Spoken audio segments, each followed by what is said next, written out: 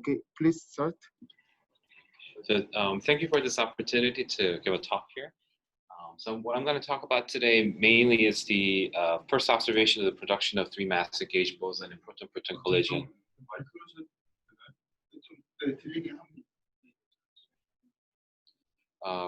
Gauge boson at the LHC, and given that the audience I think here is probably not very familiar with CMS in general, and so I will try to highlight things that in my opinion are perhaps more general in terms of the multi-boson physics. Okay, so which way is this? Okay, so this is the outline of the talk. I'll start with the why we study the multi-boson interactions and motivate a little bit about what we do, and then how we study the multi-boson interactions at the LHC, and then highlight and then mainly the talk will be focused on the tri-boson result that we had recently in CMS, and then talk about some of the future direction of the multi-boson physics at the LHC. So first thing is that it's something that we're all probably familiar with. Just to set the stage, we have the spin 2, spin 1 particles, ZW is a W boson, and they have non-zero mass, which tells you that the electroweak symmetry is broken. And in 2012, we discovered the spin 0 scalar particle that seems to be consistent with the standard model with the mass of 125 GeV. And I think now that the picture is somewhat complete in the standard model with the electroweak sector, we should now build upon this discovery to understand the electroweak sectors. So the things we need to go and understand the interactions between the WZ and the Higgs boson and their interactions very well. One of the primary reasons, I think, if someone asks me why we want to study multi-boson interactions, I think the story that that I would tell is that a long time ago, back in the days of late 1970s, and including one of our famous Korean physicists, Benjamin Lee, studied the WW scattering process. And then what they have found out was that when you include only the gauge boson spin 1 interactions, only the scattering amplitude was growing as a function of energy. And at some point in the high energy, the probability goes over 1, which is nonsensical, and therefore it was some of the theory was breaking down.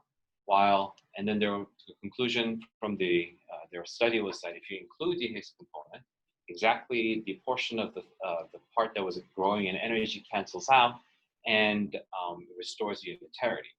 The energy regime where these things sort of break down was studied to be around a TeV regime, and this was one of the main primary reasons that we built the LHC, because we knew that standard model was successfully describing the theory to something like TeV, and either the Higgs had to show up or some other mechanism had to show up in terms of dealing with how the WW scattering unitarity is restored. And so now that we found the Higgs, it means that in principle, the standard model can explain many interactions to a very, very high energy of the higher order, but still the question remains whether this was, indeed, this is one of our main motivation, and so therefore LHC needs to continue to probe and test whether all of these picture as presented is true. And so this is going to be one of the crucial tests of the electroweak theory, in my opinion, and in doing so, we will have to test all these interactions. Are they all standard model like? Or are there any deviations? And some of these questions is one of the main things that the LHC can probe. So here is some list of various multi-boson interactions, and some of the things that I've highlighted here in the top are the tri-linear gauge coupling, and then there's a ported gauge coupling, and then the Higgs to gauge boson coupling. And these are some of the things that the LHC has started to probe recently, in the last decade or so. And then there are some other things that are not very well probed. We are indeed starting to study these things to some of our extent, but these are some of the things that are not very probed very well. And then the question of, are all of these multi-boson interactions, are they all standard model-like, including the Higgs coupling? And these things have a very deep implications in terms of baryogenesis and stability of the universe, and et cetera. And I'm sure you guys are probably aware of these as well. And the question also remains, if the Higgs boson, if the one that we found in 2012, is that the only Higgs boson, or are there more heavier ones or charged ones? And some of these things are quite some of the important questions that we need to answer. And also, if they do exist, what are their role in dielectric symmetry breaking? And so to study these things, what we do at the LHC is that we study the multi-boson production, and we measure their rate and then study their properties and see whether they agree with the standard model or not. And these things help answer these kinds of questions. So one sort of a side note, although I've only talked about multi-boson interactions, and going forward to the rest of the talk, I will mostly talk about multi-boson interactions only. However, though, we should not forget that it's not just the massive bosons and then their interactions that are important, but also the interactions between the top quark. And the year after the paper that I just mentioned regarding the WW scattering, it was mentioned that the top quark also plays an important role. And for example, the top scattering to WW also exhibits a bad high energy behavior without the Higgs. And so, in terms of the electroweak interactions, I think what we really need to study is the multi-massive X interactions, not just the multi-boson interactions. And so, and all of these interactions between all of these heavy particles is something that we should study in detail and measure them as much as we can. To study those, and so one of the primary focus today will be on the triboson and to highlight how the triboson physics fits into this grand scheme of the multi-boson interaction studies. So for example, if you produce these three bosons, three massive gauge bosons from a PP collision, these are some of the diagrams that are relevant to the multi-boson interactions that enters into the calculation and enters into the rate of the cross-section. So it includes the cubic gauge interaction, quartic gauge interactions, and also the Higgs to gauge interactions, and all of these things contribute. And of course, there are other diagrams that I've not included, but I'm just highlighting some of the things that are included in the triboson. And so, and for today, the four triboson modes that I will be talking about is the WWW, WWZ, WZZ, and then ZZZ. So there's four different triboson massive gauge boson production there. So previous work on the triboson physics, Atlas first started the 3W search in ATV data, and this was taken between 2011 and 2012. And then between the 2012 to 2015, we had about a long shutdown in the LHC, and in between that time, Atlas started searching for using the existing data with the ATV PP collision data set. They looked for WWW and had a 1 sigma expected and about 0.96 observed significant paper. So this was one of the first triboson search that was done in recently in 2015. And then we followed up in CMS. I'm a part of CMS collaboration, and we followed up with the WWW with a 13 TV data set with a 36 percent barn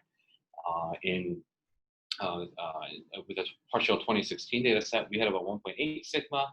We had a bit of a downward fluctuation, so we had a 0.6 sigma, but that was one of our results. And then Atlas, around the same time, then built upon from the WWW search. They extended it to WZ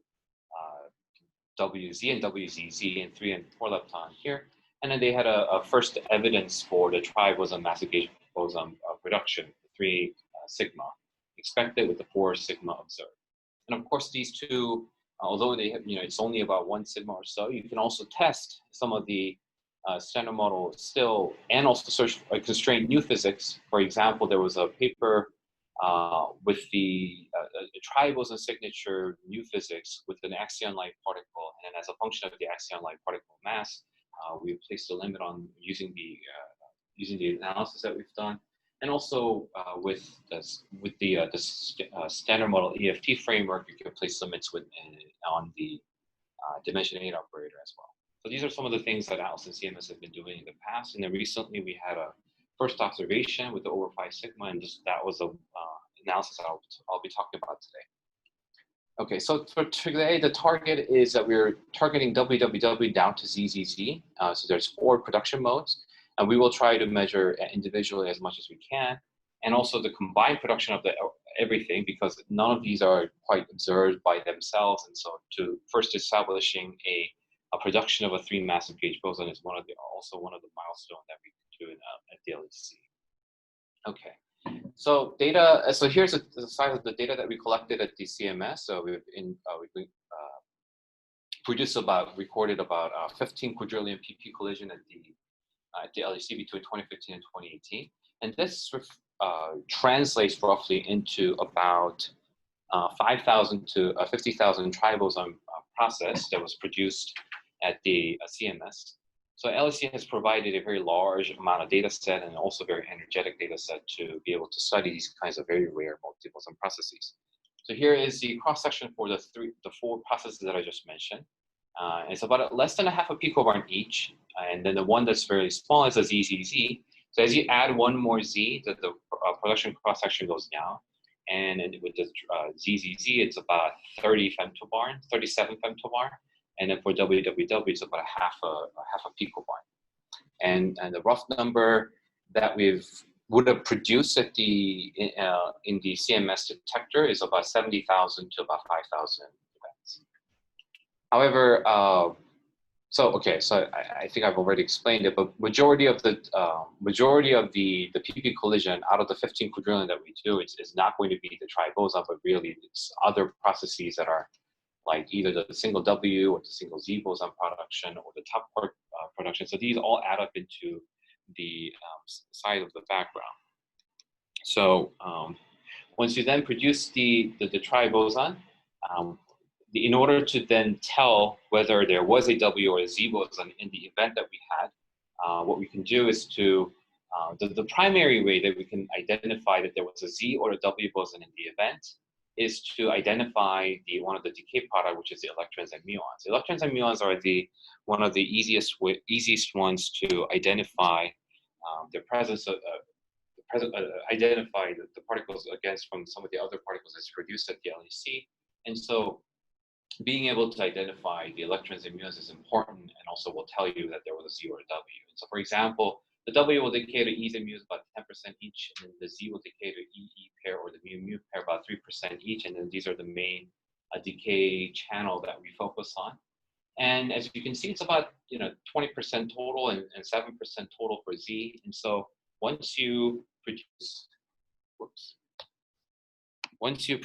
the Z's and W's, and then you multiply these branching fractions, there's not many events left. So starting from the WWW, we have about 70,000 that you can produce, but if you let all of the 3 W's decay to E's or mu, you get about 700 events only. And if you had the Z event, there were about 5,000 that was produced in the CMS detector, but then if you multiply 7% each, then you get down to about 1.5 events produced at the CMS. So what this really tells you here is that with these numbers, the takeaway message is that it's just now actually becoming to have some handful of events is produced for the first time to be able to actually study or search for them and make an observation. So that the highlight here, really, the takeaway message is that these kinds of rare multi-boson processes are just becoming accessible to be able to study for the first time.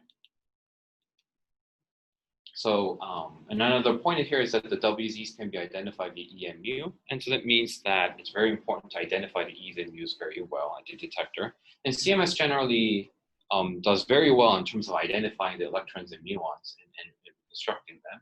However, though, being able to identify the electrons and the muons in the event, it's actually not quite enough, because you further need to classify their origin. So one of the things that we do at the LHC is that we use something called the isolation variable to be able to distinguish some of the leptons that come from a W and the other leptons that comes from the B hadrons or the D hadron decay. So for example, if you have a TT bar process, many of the events will have a W then decaying to the prompt lepton, what we call the prompt lepton. But some of these B quarks that comes out from the top quark decay will then hadronize and then cascade decay. And among the decay product will be an actual E's and mu. Although we still call it the fake lepton, colloquially we still call it a fake lepton, but in most cases, it's, for example, if you have a muon that comes out of it, it's generally actually a real muon. But we still call them a fake lepton, and we need to still identify whether it was from a hadron or from a W, so that we can actually count them accordingly.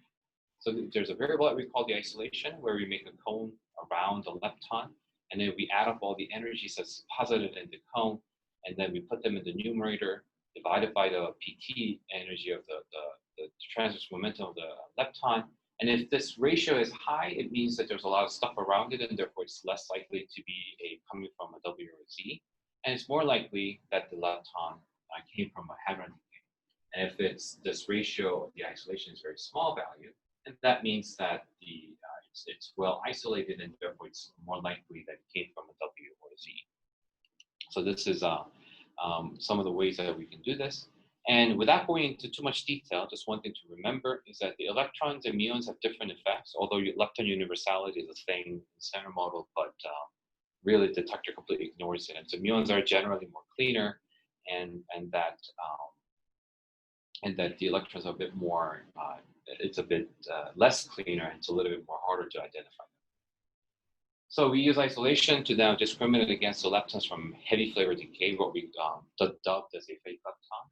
And so going to the triboson observation, the first step in terms of doing our analysis is that we organize the analyses and the events by the number of leptons in the event, and then counting the leptons that are likely from a W or Z and not the ones that would came from a hadron decay. So we count the number of leptons in the event, and then we further classify the events by the flavor of the leptons, and then we do, think hard, or the machines start thinking hard for us, and then we do an additional background suppression to select a phase space that is more pure in the signal, and then we reliably try to estimate the size of the residual backgrounds in that signal region of the phase space, and then we open the box and look at the data and see whether we see an observation of the triboson or not. And when I say smart humans and smart machines, what I mean by that is that we've done both of the analysis where we've only used our optimization techniques to select the phase space based on the variables that we've computed ourselves. And then there is a portion of the analysis where we've done the same thing, but then we've let the machine learning techniques to define the phase space for us, and then done the analysis as well. So we have two versions of the analysis. But the primary result comes from what we call the boosted decision tree, which is one of the machine learning techniques that we use, and we've used this because it was a bit more sensitive than the one that we from the variables that we created from what we from our base, basically from between our 2 years. Okay, so going forward, so here's the plot that I kind of like to show to start to motivate why we how we study the triboson physics. And here's a plot of the distribution of number of leptons in an event without the acceptance and without the efficiency of the particle identification of the detector, but more purely from a physics point of view. I've taken basically some of these processes and then multiplied with the branching ratio to produce the E or mu, and including the theoretical branching fractions of the tau or E mu, and including all of those, and then just plot the distribution of it. And you can see that the number, if you have an event with only one events in the detector, one lepton in the detector, then it's mostly coming from a W production, and it has about billions of events from recorded from CMS between 2015 and 2018. And then for 2 lepton events, there's still order of a billion the number of events that's produced. And then you see a huge cliff between 2 and the 3 lepton events. It's like several orders of magnitude below. Then you get the first 3 lepton events, which is primarily from a WZ events, which is about 10 order of 10,000. And then the trend continues down to about 10,000 events in ZZ, a little less for the same sign dilepton, which is kind of a special kind of event categorization. And after that, there's another huge cliff that falls off, which is very similar to what you see from 2 to 3. And then going from 4 to 5, you get a huge cliff going down. And in fact, for the 5 and the 6 lepton in the standard model, the WZZ and the ZZZ, which is actually our signal that we're trying to search for the triboson, this is a major standard model process. And so, in terms of 5, this is really the first time we're actually targeting the 5th, 5, or the 6th subtype here. And we're really entering into a kind of a new era where we're now starting to study these very large number of lepton events. And some of you may remember how, in terms of the history, like the 3 lepton for the CDF was kind of a new thing, with a high number of lepton multiplicity. And it's just kind of a similar story as we go in the LHC. Okay, so if one only looks at this 5 or 6 lepton, there's only very small. For WZZ, it's about 15 events, and the ZZZ, it's about 1.5 event or so. And so the final stage to look at for the rare processes is really starting from 3 and above, and higher the better. So the targeting large number of lepton events is natural for the multi-boson production because it has lower background. And then down here, going back to the tri-boson situation, we had a 4 tri-boson processes, and then if you multiply the branching fractions onto each of the processes, the 3, 4, 5, and 6 lepton is also quite rare as well. And for the 0 and 1 lepton final states, as you saw before from the slide just now, there's billions of events that are your background, and so you will not be able to dig. It will be very difficult to dig out some of the signature that has order of 1,000 at most as your number of events, hundreds to 1,000 at most. Digging it out from a billion of background events is going to be very, very difficult. However, the ones with the 2 lepton same sign, 3 lepton, or 4, 5, and 6 lepton, these are going to be a bit more easier because you have about a few to about 100, so maybe about 1,000 events where you need to dig it up from maybe about a background size of about 10,000. So it's a bit more viable, and those are the kinds of the final states that we're going to be focusing on. So then we take the events that we recorded at the CMS, then we categorize into 5 different categories. The same sign, dileptons. So this is the 2 lepton same sign, 3, 4, 5, and 6. So this is what I've promised in terms of the show, the 3 to 6 lepton final states. And once you then categorize the events based on that, you have for your signal, it sort of becomes obvious which sort of channel that you should be looking for in these kinds of events, because for the same sign, there's only one process out of the 4 tri-boson production that can actually produce the same sign, which is WWW. It's the only one that can give you a same sign dilepton and then one of the W decay hydrogen. And this is about 2,500 events produced at the CMS. And then for the 3 lepton, this is all 3 of the W decaying to 3 lepton, and there's about 700 events.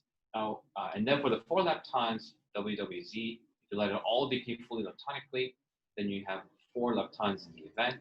And you might wonder, oh, what about the WZ decaying to 3 lepton and the W decaying hydronically? Those would fall into this 3 lepton category, and that's true.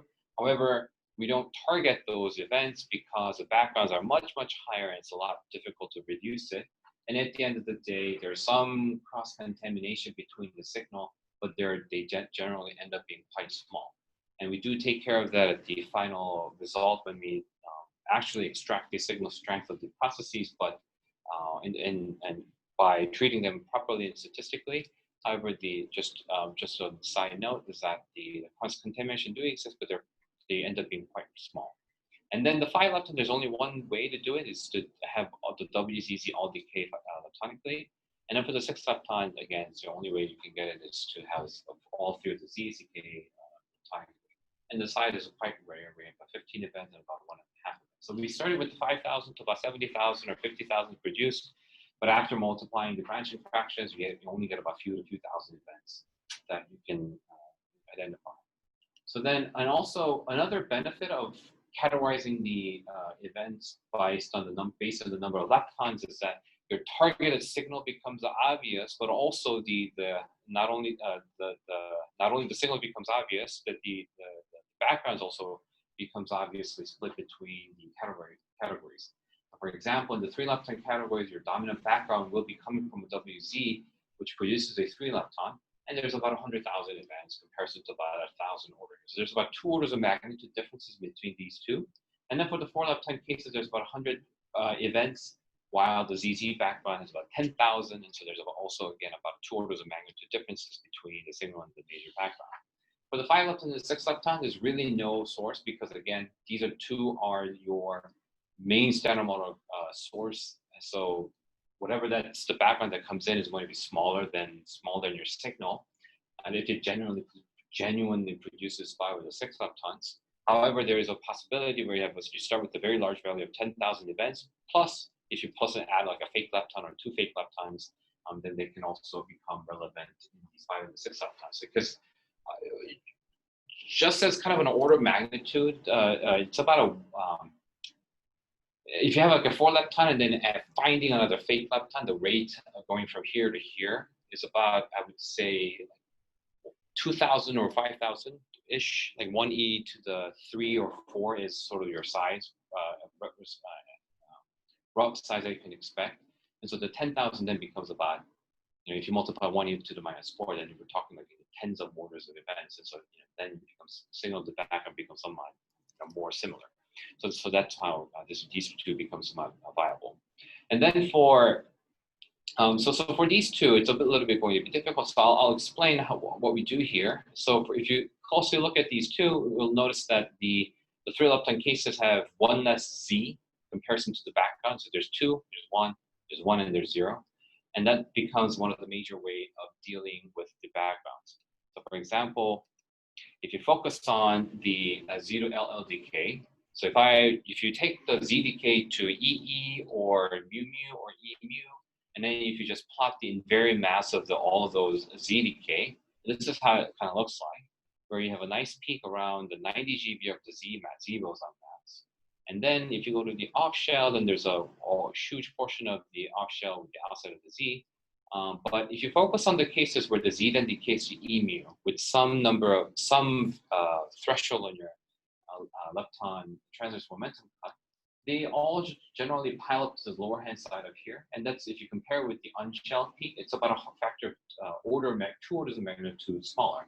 And that's because you have to multiply z to tau to E mu branching fraction. There's 2 branching fractions that gets multiplied here. And also in addition, have the energy that are being taken away by the neutrino, and therefore they tend to fail your threshold of your acceptance.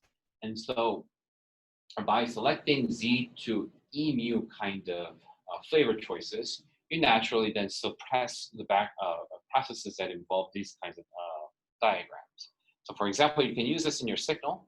For example, if you're searching for WWW process to 3 lepton, 1, 2, 3, then your major background will come from the WZ.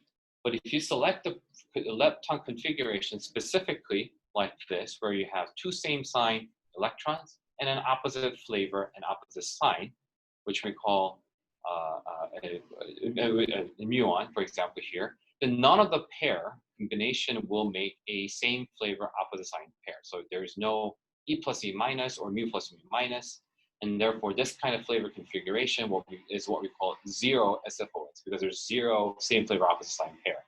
If you had a pair that actually makes up an E plus E minus, then that would have been called 1 or 2 same flavor opposite sign pair.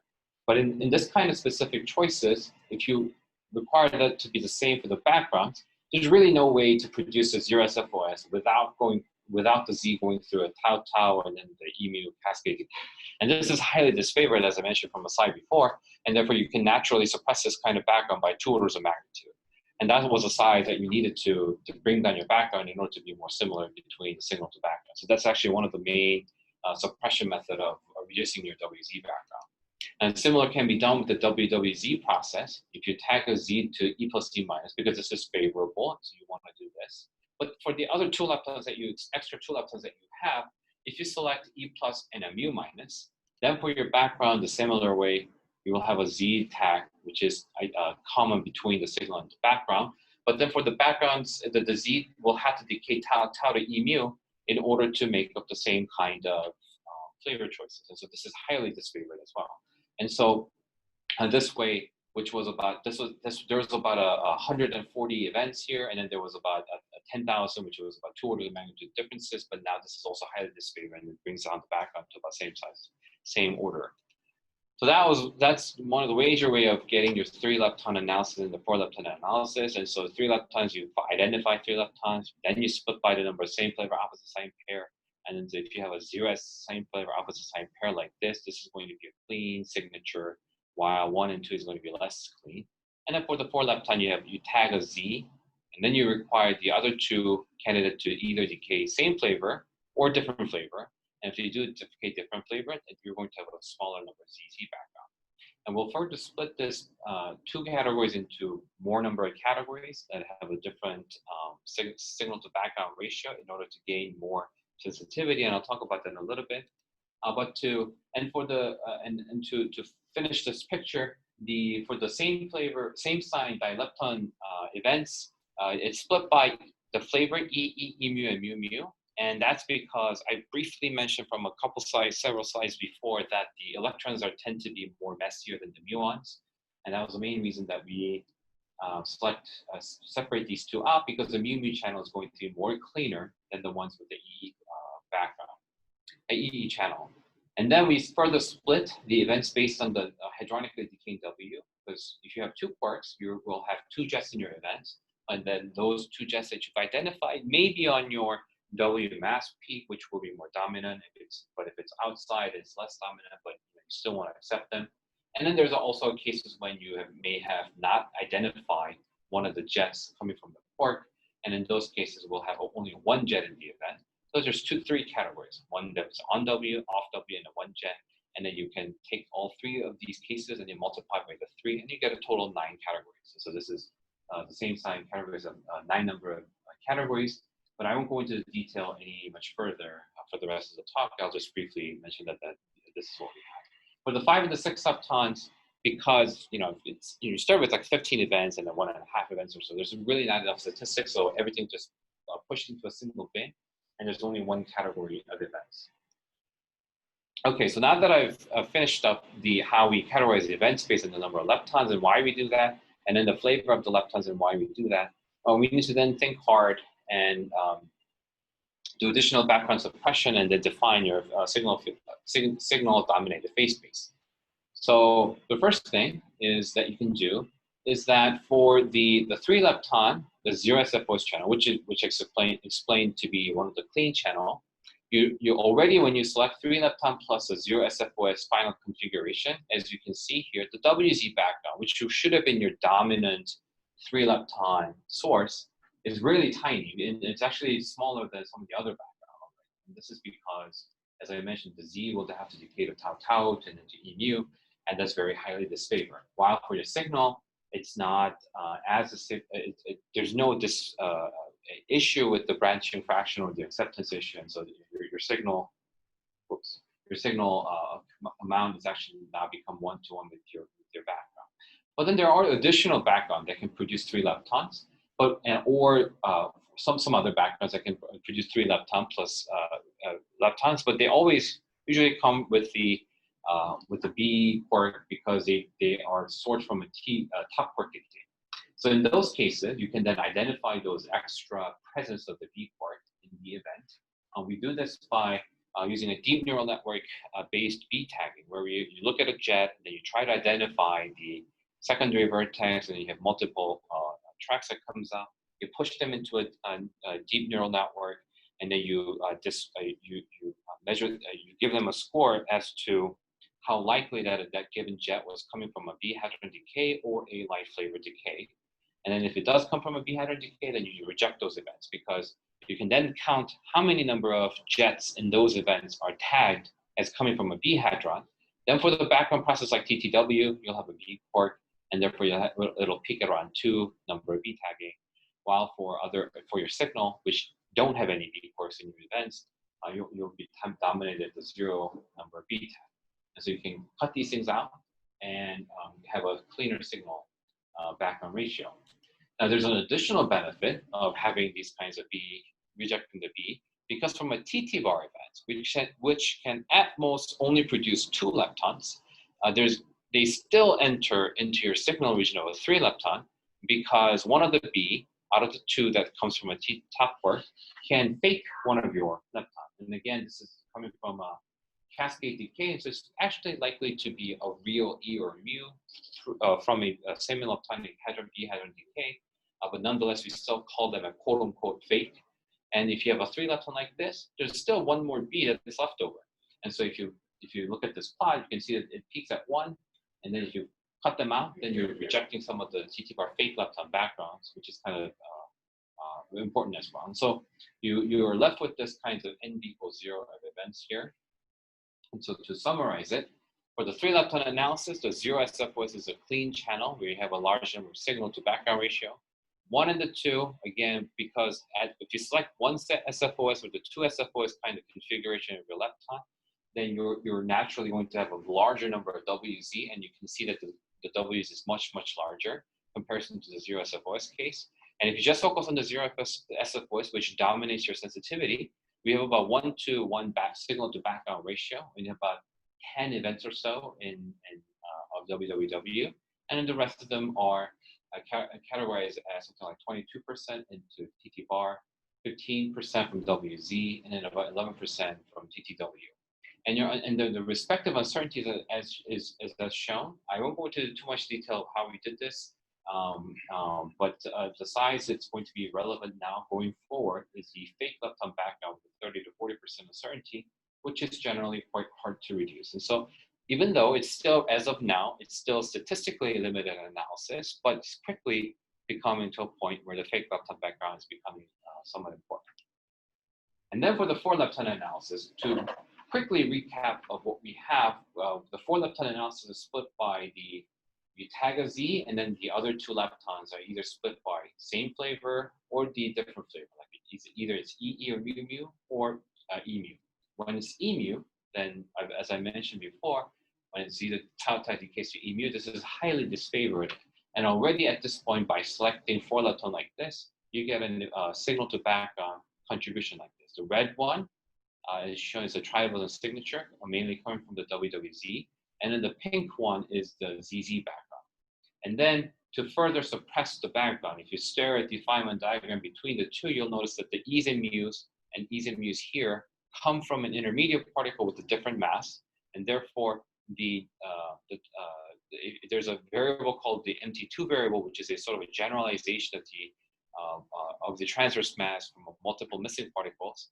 And then when you compute the MT2 variable, the MT2 variable is sensitive to the masses of the intermediate particle. And so for this process, the MT2 will have a longer tail to the higher value, whereas for the MT2 variable for the ZZ background will be peaking at the small value of the 0. And so you can cut it at a certain value to remove your ZZ background and have a very clean WWZ signal region. So this is what we do to exploit the differences between the Z and the WW background. And in the 4-lepton, there's another thing that you can do, which is that if you didn't select the EMU, which is less cleaner, however, though, in the cases when you have all, for example, like E plus E minus, E plus E minus, this will definitely have a much higher ZZ background, but these have extra neutrinos in the event, which means it has missing energy, while the ZZ background with Z plus E or mu does not have a missing energy, and therefore it populates into a lower missing T distribution, while for your signal is at the very high end of the tail. And so we cut it at certain values to reduce your ZZ background. And you can see that already Z plus E mu, this is in linear scale, this is in log scale, and you can see how enormous the ZZ background is comparison to the signal. Okay, then putting all of these variables like the missing T or the MT2 variable, we can push it into the BDT, and then we let the machine decide how to select the phase space. And so we've trained 2 machine learning scores, where one was trained as selecting the WWZ and the other was selected to against TTZ. And then another BDT that was selected for WWZ against the ZZ background. And here is the output of the 2 BDT scores coming from for each of the for 3 different populations of events, where we have a WWZ from a green, and ZZ background in red, and then the blue background from TT bar Z. And you can see that the ZZ background generally populates into the lower hand side, because this is where the x-axis tells you if it's a low value, it's more ZZ-like, and if it's high value, it's more WWZ-like.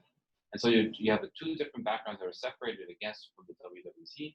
In your top right corner will have a high WWZ signal to background purity ratio. And then once you have this kind of mapped out, you can then you can optimize a little bit into selecting some number of bins, and this is what you do. So the events here are falling into this bin number 5. Event in 1 is falling into this bin number 1, and we have made 5 different bins to maximize our sensitivity. For the other one that was less cleaner, we only have 2 bins, but it's not shown here, but we've done similar machine learning techniques were applied to make the total of 7 signal regions for the 4-lepton analysis. So in summary, this is how it looks like, the 7 bins that we have.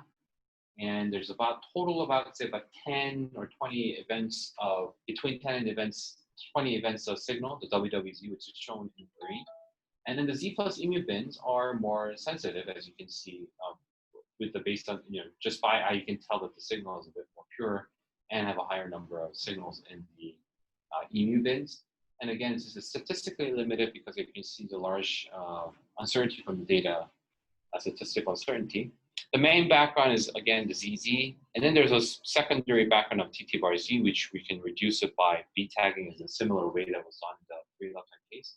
And then the respective uncertainty is about 5% to 30%, but they're still yet smaller than the overall statistical uncertainty that you get from the data. Here's an example of the 5-lepton event display. One of the events that we've observed with an MT2 variable value of 64 GeV. And you can see the presence of a Z boson, where there's a 2 muon that makes up a mass of 93 GeV. So this is our Z boson candidate. And then you have 2 additional E's and mu, which have large missing T on the other side, and therefore you compute the MT2 variable is at a high value of 64 GeV here, which you can see that there's not many ZZ background, and there's not many background other than WWZ. And so with a high confidence that you can tell that this is probably a WWZ event. Then for the 5-lepton events, this is a very rare event. So once you make a signal selection, there are much background left, and we do require 2 on Z requirements, Z and Z here on Z. And at the end of the day, expect total about 2 events total, including signals and background, with a ratio about 3-to-1 signal to background ratio. And we've observed total of 3 events in between 2015 and 2018. And again, this is really only now becoming accessible to study. And so for 1.3 and for the high luminosity, I think this is a very important channel that we can study. Here's an event display of the 5-lepton candidate event. We have 5 electrons in the event, and the 2 electron pair with an opposite sign with a Z mass of 91 GeV. Here's a 92 GeV, so we have 2 Z's in the event. But additionally, there's another E and a large missing ET that makes up a transverse mass of about 65 GeV, which implies that there would have been another W in the event, and so we have a WZZ, a candidate event. Just as a kind of a side note, if you compute the expected number of events that produces this kind of a 5 electron cases in the CMS, there's actually 1 event expected, and out of a 15 quadrillion event. So you're really kind of, dare I say that you're looking at a one of a kind of an event. Okay, then for the 6 leptons, we select at least 6 leptons and above, and pretty much that's it. There's not much you can do after that. If you just select 6 leptons and above, and then apply a very minor cut of a sum PT of 250 GeV, your total number of expected in CMS is actually about half an event. So it's very rare, but as you can see that the signal, which is shown in red color, it's about 90%, 95% pure. And so going forward, we'll have more number of events, and we could probably optimize it further to have a higher acceptance as you go forward. And so this will be an interesting channel where it'll be very highly cleanly dominated by ZZZ events. Okay, so putting it all together, there was a 9 bin from the same side that I didn't try to explain in detail. There's about 3 bins from the 3-lepton cases, the 7 bins from the 2-dimensional BDT plot that I've shown, 1 bin each for 5 and the 6 lepton, and so there's a total of 21 bins in the total analysis. And here is the final result. So we took all of those 21 bins and plotted it all into one place. So we have 9 bins in the beginning with the same sign. So here's the same sign dilepton, and then here's a 1-jet channel MJJ out, where the dijet event, it does not make up the W mass. And then there's a dijet event that make up a W mass. So it has a bit higher signal, highest signal purity versus the background. And then each of these categories are separated by the lepton E, mu, and mu, because for the reason that I've explained, that the muons are a bit more cleaner. And we've ordered it in such a way that this goes from E, mu, and mu, so that it gets more cleaner as you go to the right side. And so it sort of moves up to the right side, gets cleaner. And then you get to the 3-lepton events here, the 3-lepton events. And you can see that the 0 SFOS, which I've shown before, has the cleanest S over B ratio for WWW. And then we have the 4-lepton events. There's the 7 bins that I've explained before. And here, the green color are the WWZ, the red is WWW, and the blue is WZZ. in the 5 lepton bins here. The 6 lepton bins, we didn't observe any events, and so after the fit, it becomes 0. And you can see that the blue, which is WZZ, there's a bit of a cross-contamination between 4 and 5. And it's not huge, and we do take care of them properly in the statistical fit. But as you can see that there's a generally well separation between different channels with different kind of triangles. So this is sort of the final result that we have. Now, putting this all of it together, because there's only about, say, tens of events or so, we can only measure a total cross-section to like one bin and can't quite do a differential measurement. So we have a single total cross-section measurement that we've done over the theoretical prediction. And if this ratio is equal to 1, that means it's consistent with the standard model. And that's what we have done. So you can do a combined BVV signal strength measurement, and it's almost spot at 1. And then for different WWW, WWZ, WZZ, and ZZZ, you can place a different signal strength for each of the cases. But for the ZZZ, which is dominated 6 lepton and it had 0 observed events, so we placed a limit instead of actually measuring the measuring the signal strength. And you can see that the general uncertainty of the total uncertainty, and if you compare it with the statistical uncertainty only, they're similar, which indicates that the analysis is statistically limited. And so going forward in run 3 and a high luminosity LHC, this will be much more, will reduce as you take more data, and so it'll become better and better as you take more data. For the significance of each of these signals that we have, if you combine everything as a single signal of a triboson signature, we have 5.9 expected with 5.7 sigma observed. So we have observed for the production of the 3 mass gauge boson for the first time. And for individually, we've also seen that for the WWW mode as their signal only, we had a 3.1 sigma expected and 3.3 a sigma observed. And then also for WWZ, we have 4 sigma expected with a 3.4 sigma observed. So we also have 2 evidences separately for WWW and WWZ. So our analysis have made a first observation for the the 3 massive gauge boson production. And we've also found evidence, 2 evidences, one for WWW and WWZ, and the cross section that we've measured are compatible with the standard model expectation. So this is our final result. So where do we go from here? So now that we've established the 3 triboson production, we can now use it to test the standard model and also search for new physics. So for example, from a new physics point of view, if, for example, there is a new physics that's beyond the reach of the LHC at some very high energy, if the degrees of freedom lives in some very high energy, the effect may show up in between as a new sort of increased or new interactions between the known standard model particle. So for example, if it could show up as a differences in the gauge coupling, portic gauge coupling. So for example, if there's a new physics, it may alter your portic gauge coupling, and it'll lead to some excess in the events at the high energy tail of a 3D massive gauge boson production rate.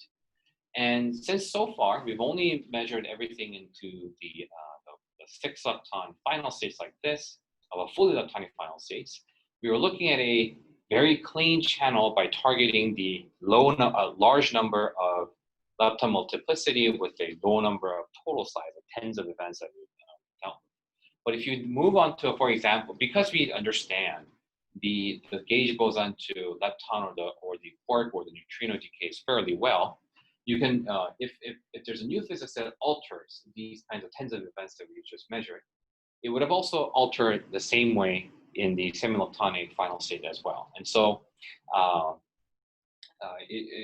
what it means is that if you search for a new physics effects at the tail of the distribution of the triboson production, and for the clean channels like these with a very high number of lepton multiplicity, it'll be very difficult to probe the tail because the total size will be only about tens of events. And if you do it differentially, go into the high PT tail, there's really not much events left over.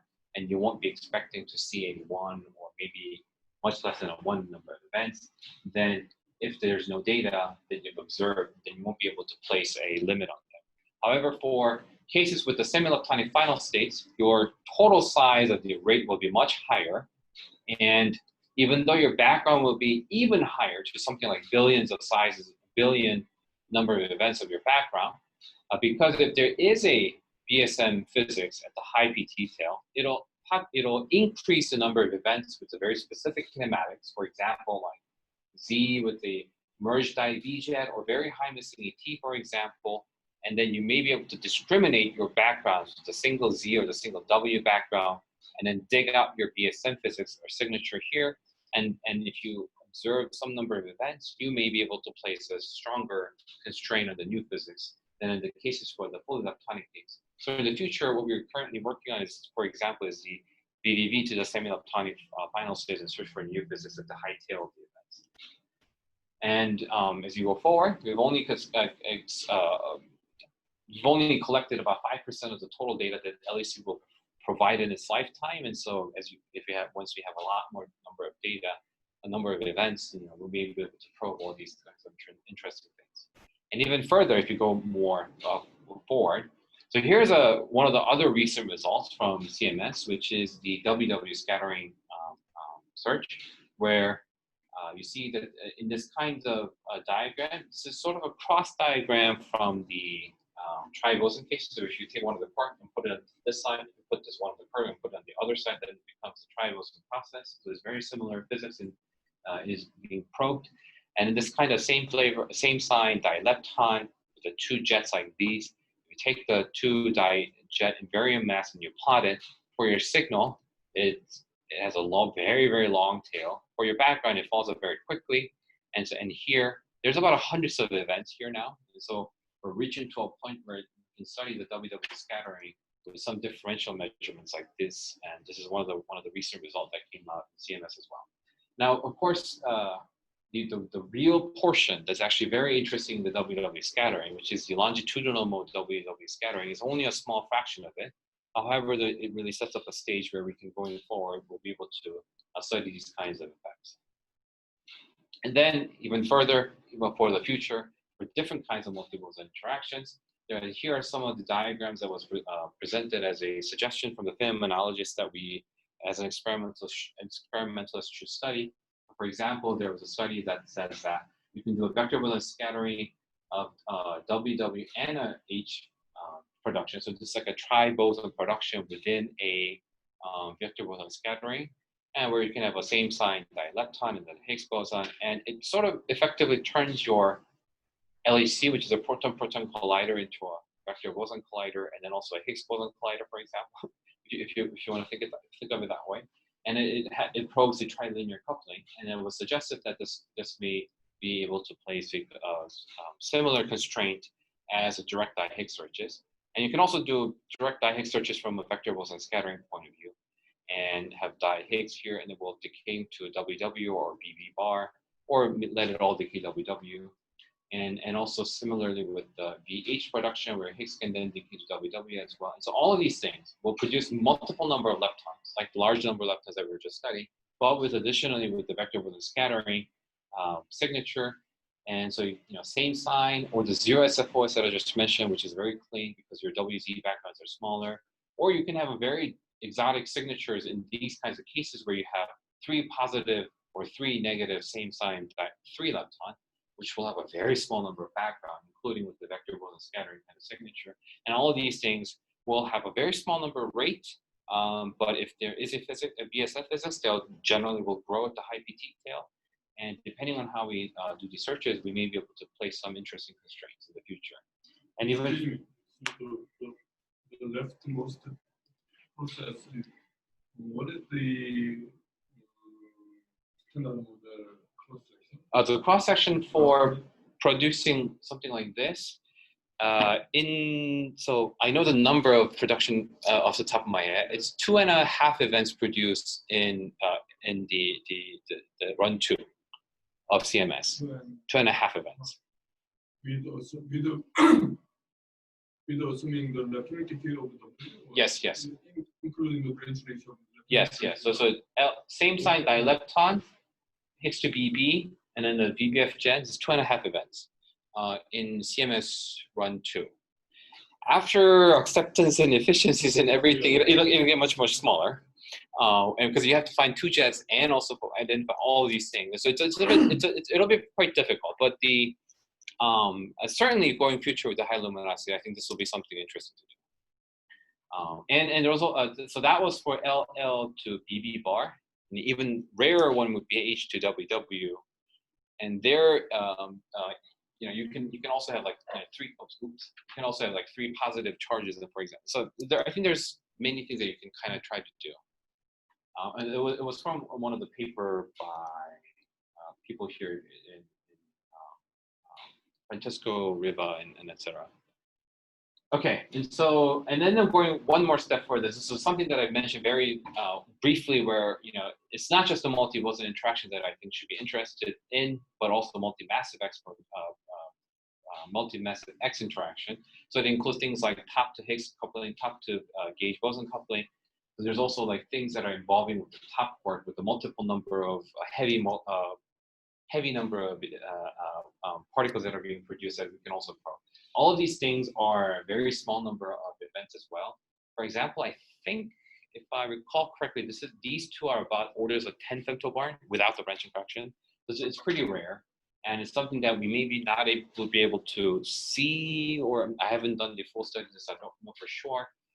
But some of these things are being proposed to be searched because if you do have a top EFT operators that are turning on, they will increase in the sizes, so you may be able to look for some of these there as well. Okay, so as a summary, so we've done the first observation of EBV production at the CMS. We've also found evidence for WWW and WWZ. There's a first hint for WZZ, but no hints of ZZZ. But so the main point here is that I think we're entering a position where we're now starting to do like 5, 6 leptons at the LHC, and then maybe multiple number of final particles that are being produced. And I think those are some of the things that we can do as we go forward. And we'll be able to test like new physics, test the standard model. And I think LHC will continue to probe these kinds of electron interactions, which is very rare, and have a high number of multiplicities of particles in the future. Just as a side note, to wrap it up, our analysis was highlighted in CERN Career recently. And it also just happens to be the 1000th paper that the CMS submitted to the journal, and so we made a bit of a splash in the news as a kind of a side benefit, I guess. So that's everything that I have.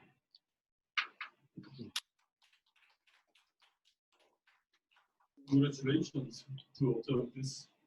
Thank you.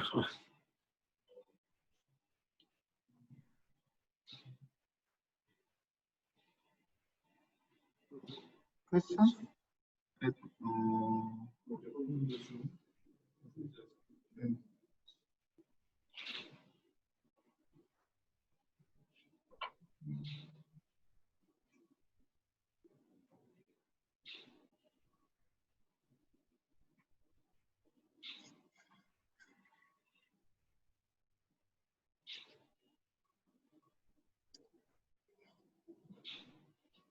No questions, I guess. No question? Okay. Do you have any class for the constraint on the standard model EFT?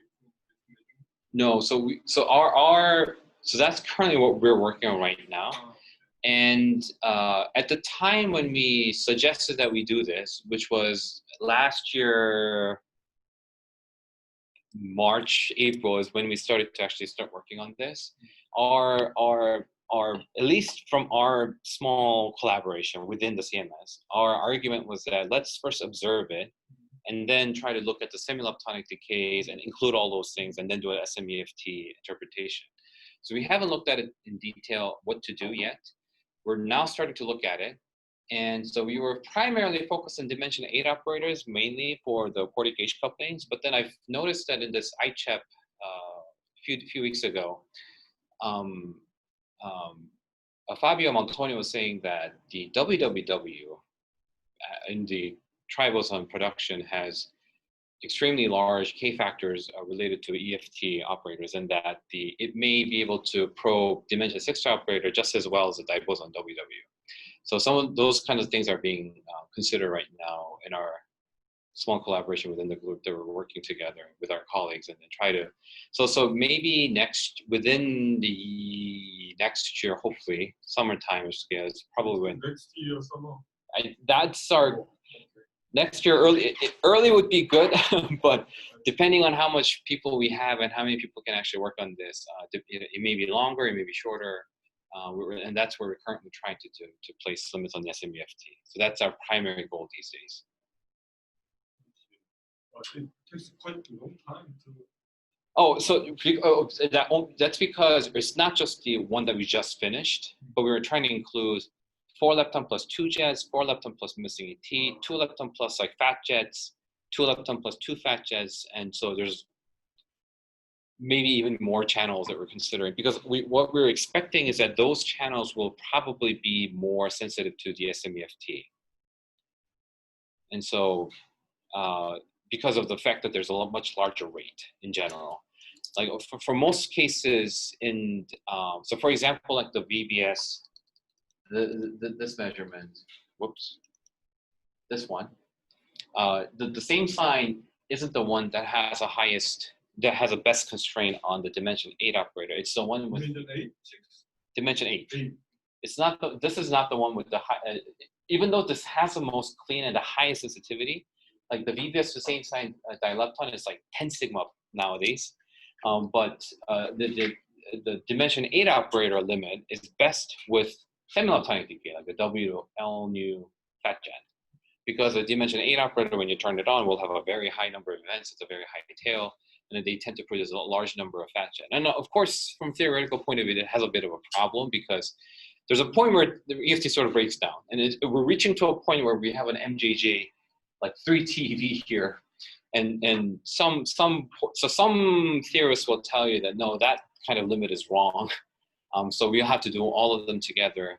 So it's a bit unclear exactly how to organize them yet, but there's an effort at the fully leptonic decay, semi-leptonic decay, and all those things that I think will have to be provided and then be interpreted properly.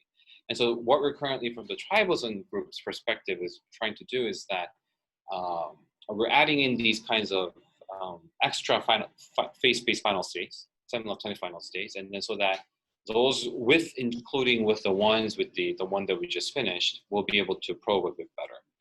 And it's also, if we just take what we have currently right now, it won't be as sensitive either, because some of the selections that we've applied were really targeting at the bulk standard model process, where the BSM will not change at all, the EFT-wise, but only at the tail. But we're really targeting at the central value, the bulk portion of it. And so we've placed very tight constraints on the electron identification or the muon identification. So we lost quite a bit of number of signal in order to reduce the background further. But if the BSM were to kick in and actually change things at the tail with a very large number of factor, we didn't have to do that. And so I think it'll be quite non-optimal if we just take the current thing that we have and then place the EFT limit. And so we're trying to do our best to do the reason why we're not just doing that is because, because to have a more optimal result. Another question is when you study triple Z boson final state, do you have any interesting, or well-motivated specific BSM models? No, not really, actually. We don't have any specific model except the SMEFT. Okay, so just the SMEFT. Yeah, we were just interpreting from the SMEFT perspective. Do you know if anybody suggested something for enhancing triple Z boson? No, actually, I did ask the exact same question to Kaush too, from Maryland. I forget. Agash, yeah. Because he was talking about like heavy Kaluza-Klein model and the decaying to like extra stuff, and then have like the 3 boson stuff. And then I've asked him about Z, because I was primarily interested in multiple Z because it's easier to do from an experimental point of view. And he was saying to me that from his model's point of view, in terms of the parameter space, that it'll be easier if it was a W. That's what I've been told. Yeah. So, right.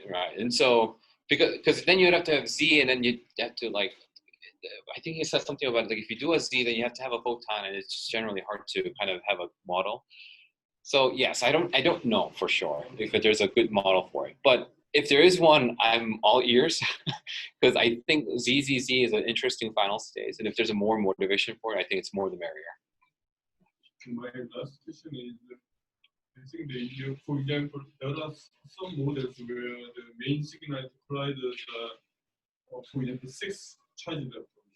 So that kind of models now will be strongly constrained by your I think so. Yeah. observation. Yeah.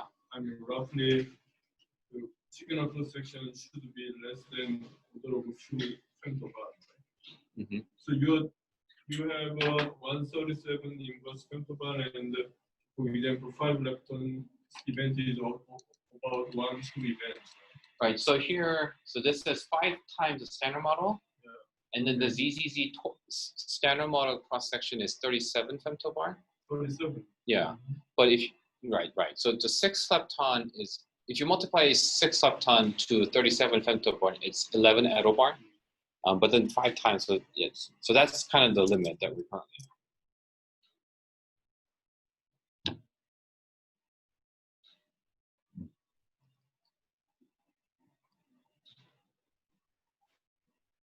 Any other questions? So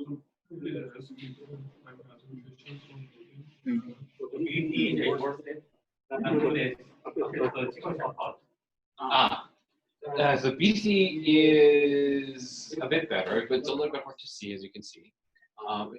This plot, if you zoom in, I think if I recall, it was about factored, it was about 10% better. But 10% is something that's really hard to see from this kind of level of scale. Like if you take the blue error bar, compare with the black error bar, and then if you look at the expected and then you look at the size reduction, the BDT is a bit about 10% smaller and more constraining. So we're talking like plus minus 0.2, instead of 2.3 or 2.6, we're talking like 0.23 or 2.1. So it's a little hard to see from this plot unless you zoom in.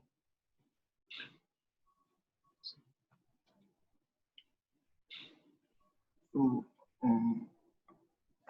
any questions?